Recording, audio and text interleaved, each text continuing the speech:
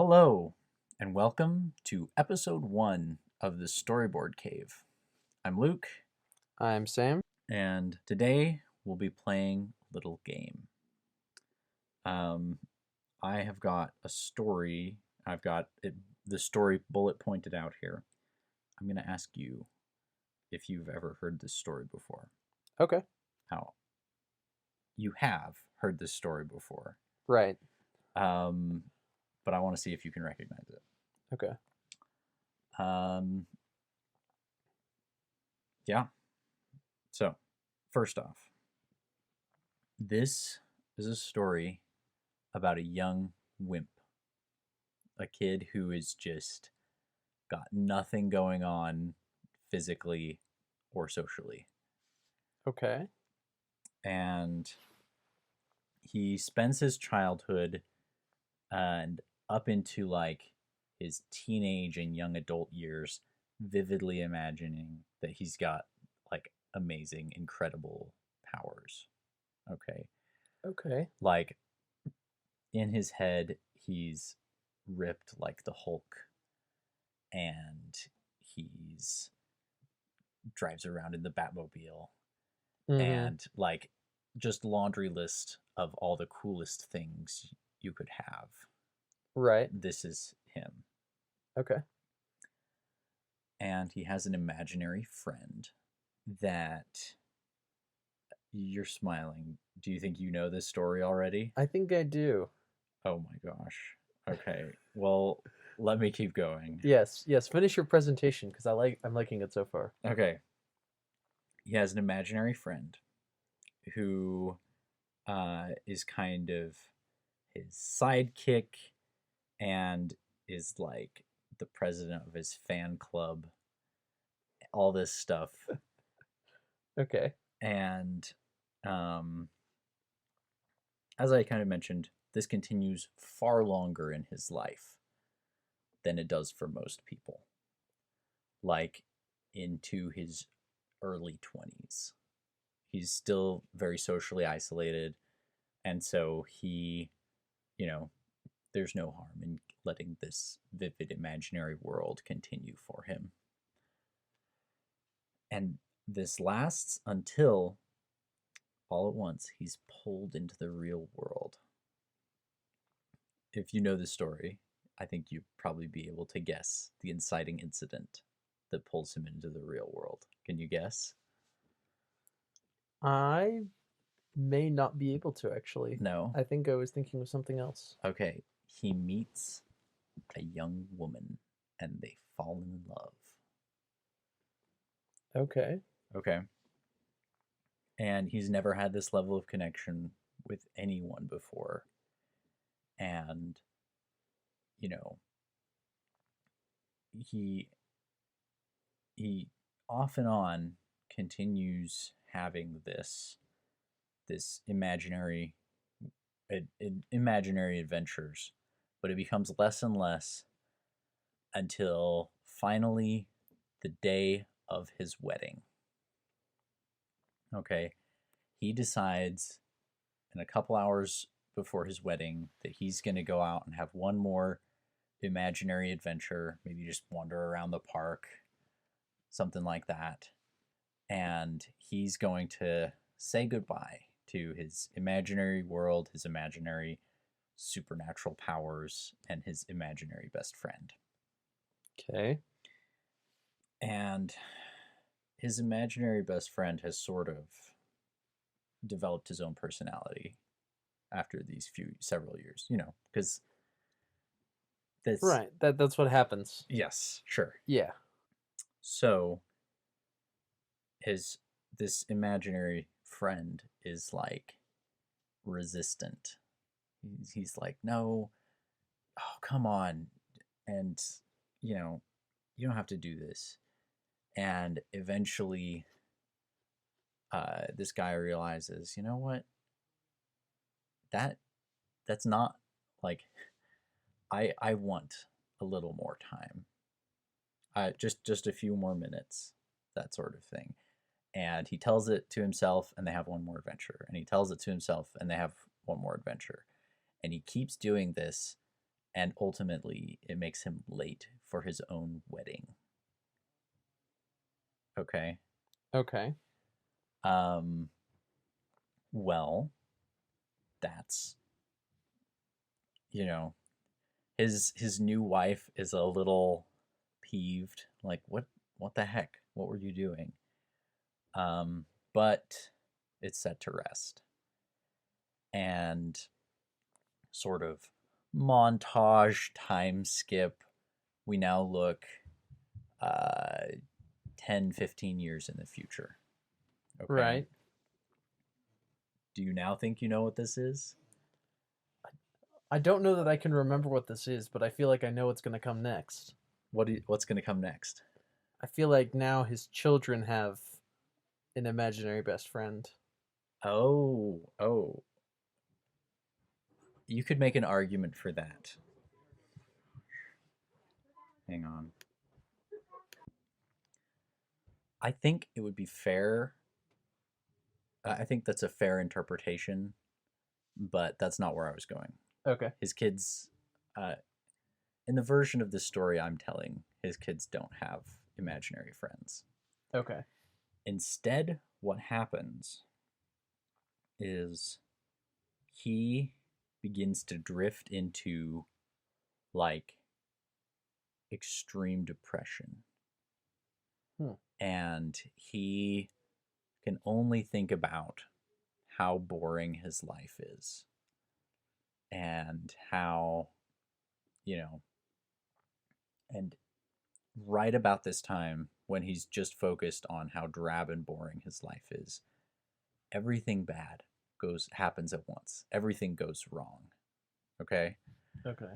So like, you know, he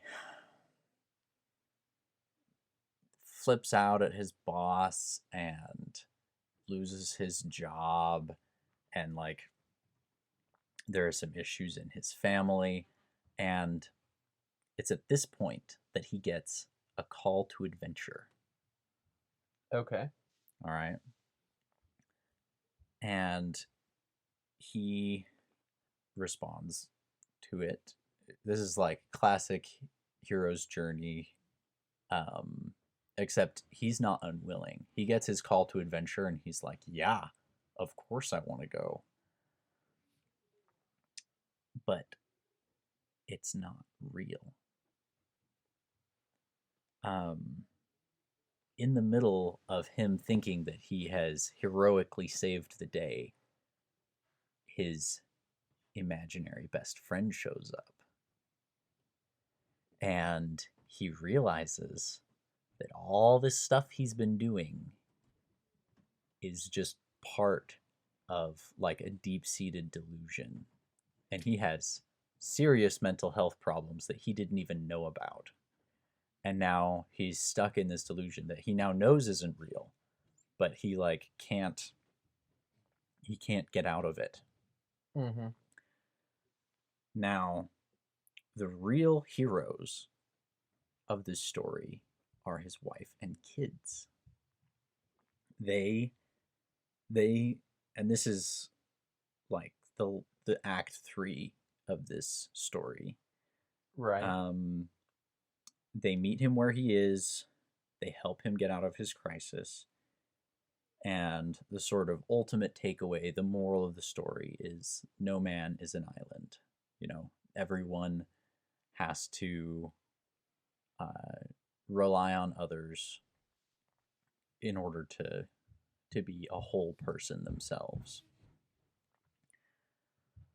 So this is the part where I'm going to connect some red threads and pull you into my conspiracy board a little. Okay. What story do you think this is?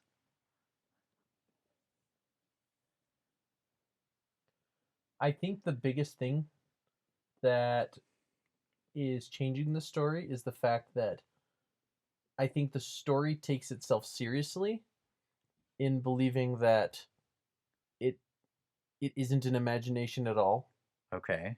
that this is completely real. You're correct there, by the way. I'm not surprised. I still am having, because there's several stories that we're both familiar with that I was thinking of as I heard you tell the story. Like Walter Mitty. Walter Mitty. Yep. I mentioned Calvin and Hobbes. Uh-huh. Also, just at the beginning of the story, my original thought was the Phantom Toll Booth, which Yeah. has Okay. some similar connections, as well as the story we all call Raining Gumballs. Its proper name is Bedtime Stories. Bedtime Stories. With Yes. what's his name? I can't remember that actor's name. Yeah, me neither. The guy with the weird hair. Yes, the guy with the weird hair, Yeah. everybody. And the chick from Austin Land. Yeah. But that was probably, like, up until you said they got married, that one almost would have worked perfectly. Okay. Well, are you ready for this? Yeah. This story is The Incredibles. Okay. For some reason, I thought of The Incredibles, but I don't see the part about him realizing that it's all a delusion. Okay, now, here's the thing. As I said, conspiracy board, red string. Right. Okay? Right. I think, and I would not be surprised if the original screenwriter came out and said that this is the actual interpretation of Incredibles. I would feel very validated if that happened. It probably won't. Especially not since Incredibles 2. Yeah. Incredibles 2, we don't talk about Bruno. But here's the thing. This is all in the names. Okay. Okay. Who was the invisible friend? Buddy. He's literally called Buddy. That's his name. Oh. Okay. Okay. And he also calls himself Incrediboy. Right. The night before his wedding, what does he keep saying? I've still got time. Mm-hmm. Right? Right. Like, maybe it's normal for a superhero to have 5-8 adventures a day. But, like, in the other part of the movie, we see a superhero who has a single adventure over the course of several months. Right? It's almost like he's intentionally cramming them in because he's about to have to leave it behind and subconsciously knows that. And then when he is living a normal life and he's depressed, what does he call himself? Bob Parr.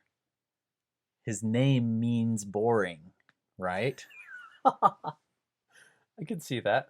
Okay, and then when his buddy returns, how does he announce himself? I'm Syndrome. Okay? Okay. Like, it's all there. It's all in the names that the story uses. Mm-hmm. I think an interesting perspective on that is primarily just the amount of external things that happen still. Primarily with, one, the government, and also with, like, people at his work and stuff. Because you could say he goes to a tropical island for his work, but we see, like... Oh, no. The entire island is a delusion. It's not real. Oh, okay. You know how I know that? Because what's the name of the island? I don't remember. It's Nomanisan. No man is an island. It's the moral of the story right there in the name. His family literally meets him where he is and helps him out of a crisis. So at what point does he realize that he is having these delusions? I would say when Buddy shows up and announces I'm Syndrome. Well, I I would say if you're making the argument you are, because he treats everything very real until maybe right after they get back to the big city and he has that talk with his wife, because that's the point where I could see him being like, okay, listen, I understand that this has been a big problem, and I don't want you to get hurt helping me out of these delusions, but you know, I'm trying to be strong for you so that we can still get through this. Here's the thing. Do I sincerely believe that this is what the story of Incredibles is? Yes. Okay, a little. Do I expect to convince anyone else? No. I've been called crazy for years because of this. Um, but yeah, that is my okay. And when he says like I'm not strong enough, that is classic, like, I don't know. That to me, that is like a classic statement of someone who is just deeply struggling with depression, with mental health, or whatever. Mm-hmm. Well, right, and that's the point where he's saying like he's recognizing to his wife, this is something I know is a problem, and I can't do it on my own. Yeah. And he says, I can't lose you again. I don't want to hurt you as I'm going through these struggles. Mm-hmm. And she reassures him, saying, hey, I'll be there for you. I'm gonna help you out. If we work together, you won't have to be. Yes. Okay. This might be an interesting direction for you to go. Mm-hmm. If we're gonna talk about this, I feel like this conspiracy, as you could put it, Yes. could be extended to pretty much all Pixar films. I'm thinking about Up and Nemo. Okay. In particular. Okay, actually, just though, from beginning, like no, I think this, I think this strengthens my point because everyone knows about the whole Nemo isn't real thing. right, Everyone's heard that one. right, because And Nemo means no one. yes, yeah, Yeah. and so, his son actually did die. All that, Mm-hmm. but like, yeah, Pixar does lots of these mental health allegory. I was gonna say we could make things. an argument that Pixar's whole business model is creating stories that kids see as a very simple real, story. very real fantasy stories. Yes. And to adults, it's actually a a big metaphor of someone going through a very hard mental crisis. Yeah. Oh. And having to deal with it. Gosh. Yeah. Like Toy Story. Oh man. The especially the first one. Like growing up man. and having your kids not need you anymore. Ooh. Yeah. And thinking about Up with loss of a loved one.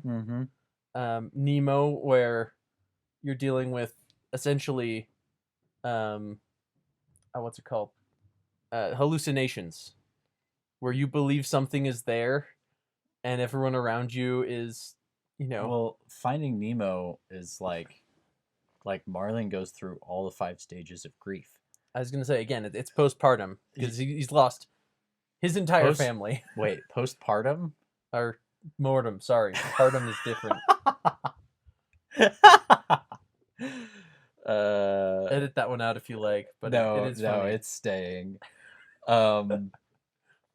Yes, post-mortem, he's going through the stages of grief.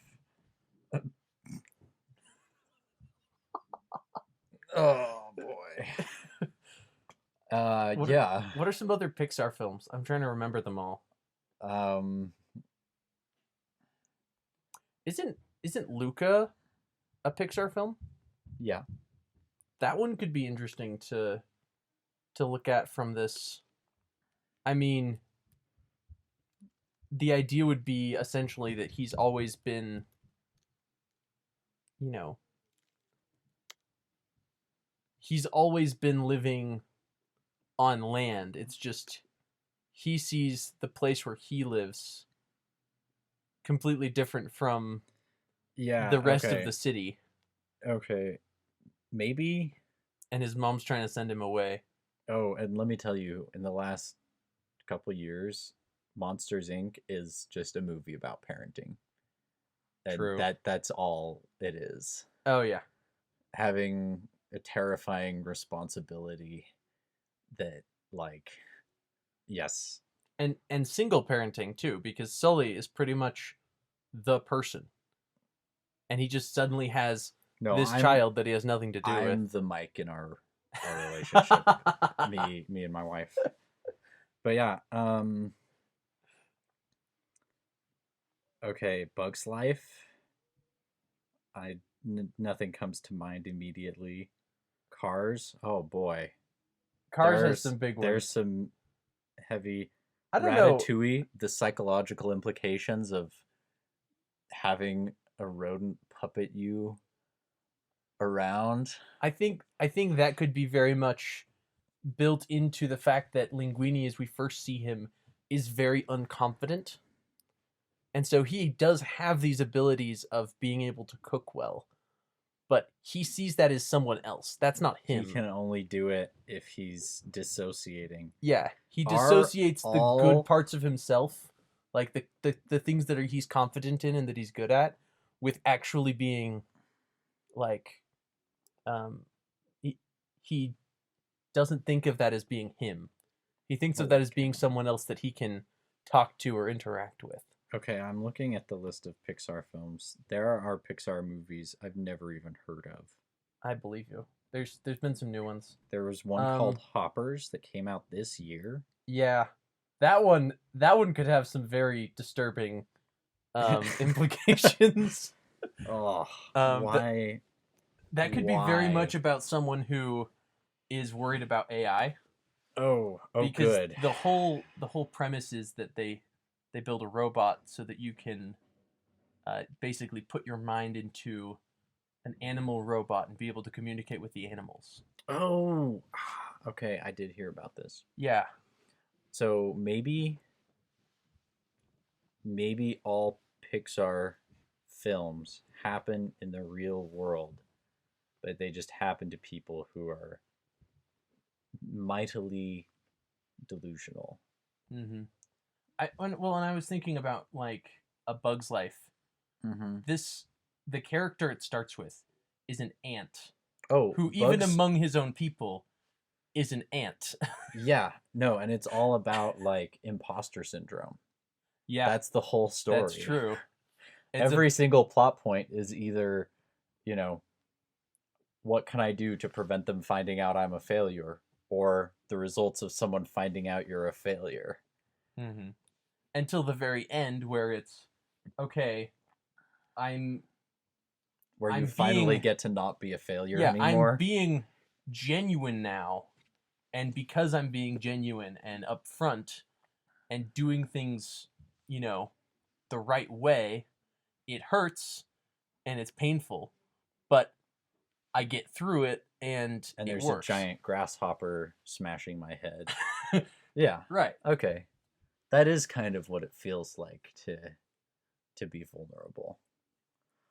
And I think we could argue that maybe some of the fantastical elements, like bugs or toys talking, maybe some of that is that this is essentially based on a real story, but they are just using what's the word? They're using things that have become more humanoid. What's the word for that? Are you talking about anthropomorphizing? Yeah, yeah, anthropomorphized bugs. Instead of an actual human. Like essentially the story of the actual person is essentially the same, but because it's a kids movie, they switch it up by just having that be in place of the person. Because otherwise, it would all just be people. And that's not as fun for kids to look at. So conclusions. I'll start with that was a very fun and interesting story. I don't usually think of Incredibles that way. Yeah, I for a couple of years have been unable to think of Incredibles in any other way.